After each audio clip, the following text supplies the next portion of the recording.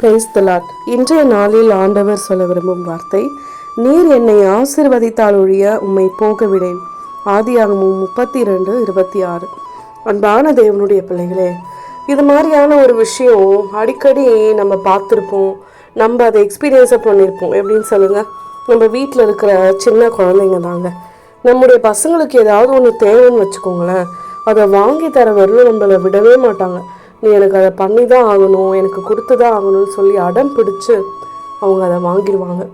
ஆனாலும் அப்படிப்பட்ட சூழ்நிலையில் அந்த பொருள் அவங்களுக்கு பிரயோஜனமானதா, அது தேவை உள்ளதா, அதனால் அவங்களுக்கு எந்தவித தீமையும் வராதா அப்படின்னு சொல்லி நம்ம ஆராய்ந்து அறிந்து அவங்களுக்கு எது தேவையோ அதை நம்ம கொடுப்போம். இன்றைக்கு அதே போல தான் நம்முடைய வாழ்க்கையில் அநேக தேவைகள் இருக்குது.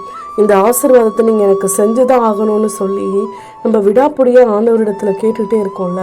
கண்டிப்பாக நமக்கு செய்யாமல் அவர் யாருக்கு செய்ய போகிறாருங்க?